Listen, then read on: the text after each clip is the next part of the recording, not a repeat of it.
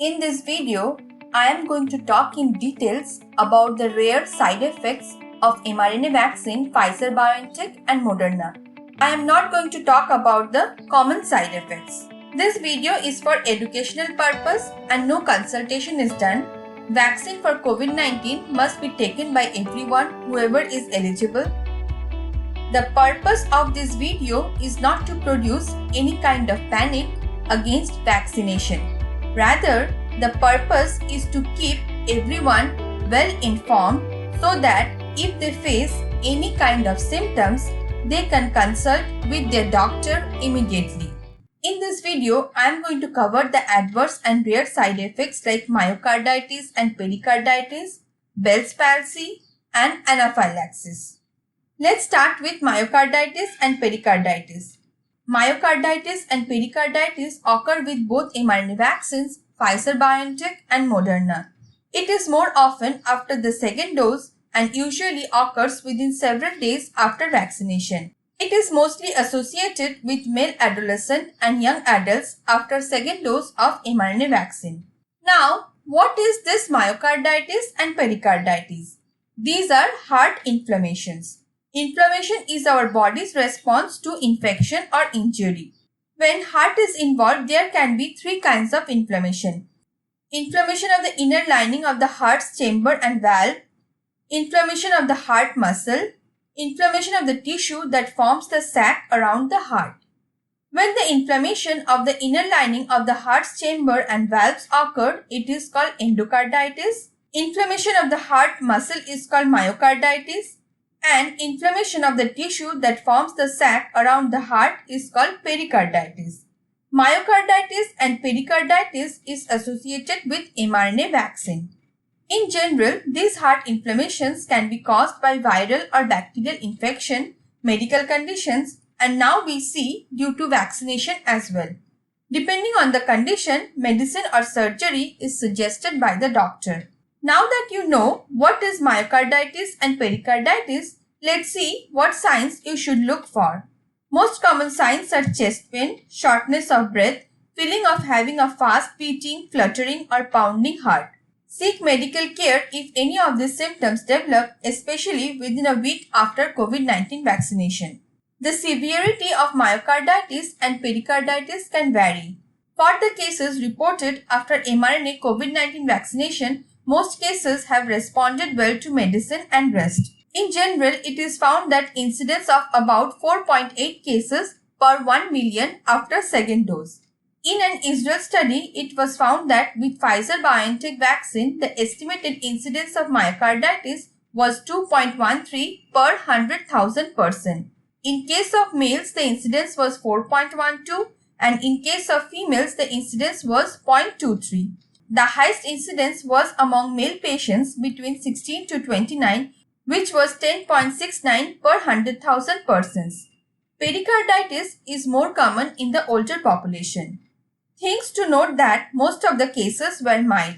According to the disease severity in the overall population, the incidence per 100,000 person was 1.62 for mild myocarditis, 0.47 for intermediate myocarditis, and 0.04 for severe myocarditis. And I have told before itself that it is common after the second dose compared to the first dose. So, data says that there is a high risk of myocarditis when vaccinated with mRNA vaccine. However, things to note that benefits of vaccination overweights the risk. Because once you get COVID-19, the chances of having heart inflammation is 16 times higher. And it is more common among younger and older population.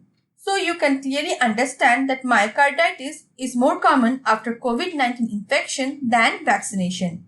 So please don't hesitate to take your shot when your turn comes. Few studies have shown that incidence of myocarditis and pericarditis is more common in Moderna compared to Pfizer-BioNTech.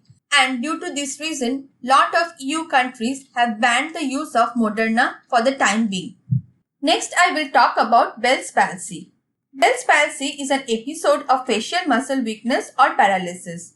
It begins suddenly and worsens over 48 hours. The condition generally affects the nerve on one side of the face. One of the reasons can be inflammation caused by a virus. Most patients show some recovery without intervention in 2 to 3 weeks, and majority of the cases resolve within 3 to 4 months.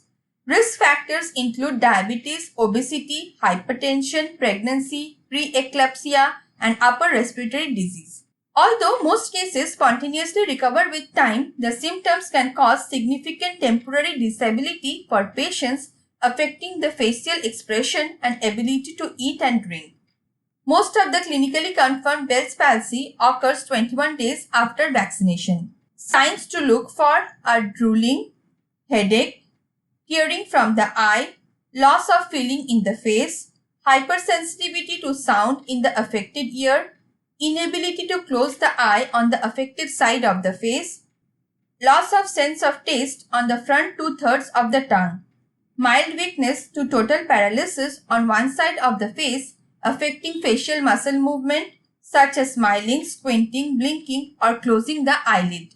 Please seek medical help if you notice any of the symptoms after vaccination. In a study, it was found that 2.04 cases of Bell palsies were found per 100,000 cases when Pfizer-BioNTech was administered. There are reports which say that there is 1.5 to 3 times higher risk of Bell's palsy following mRNA vaccination. However, there is no solid report on association between Bell's palsy and mRNA vaccine.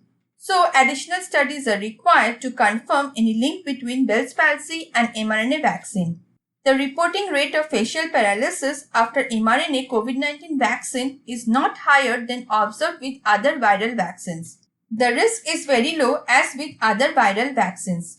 There is an increased relative risk of diagnosis with Bell's palsy in those with COVID-19 compared to with those who are vaccinated. This translates to approximately 82 per 100,000 patients with COVID-19 have Bell's palsy. Thus, again the interference is that risk of acquiring Bell's palsy with COVID-19 is greater than the risk of Bell's palsy associated with vaccination. So, get your jab. Next, I will talk about anaphylaxis. Anaphylaxis is a severe life-threatening allergic reaction that occurs rarely after vaccination, with onset of typically within minutes to hours.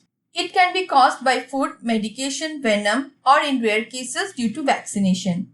Symptoms of anaphylaxis are rashes, abdominal pain, coughing, slurring of speech, swelling of face, wheezing, difficulty breathing, a low pulse, and shock. Immediate treatment is crucial to prevent severe complications or death. An injection of epinephrine is crucial to combat the reaction.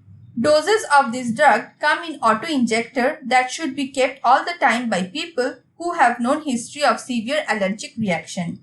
There is an association between mRNA vaccine and anaphylaxis. The overall risk of anaphylaxis to mRNA COVID vaccine remains extremely low and largely comparable to other common healthcare exposures. Anaphylaxis is thought to occur at the rate of 2.5 to 11.1 per million doses administered. The mechanism of these reactions are unknown. Polyethylene glycol or PEG is currently one of the ingredients in both vaccines thought to be linked with allergic potential.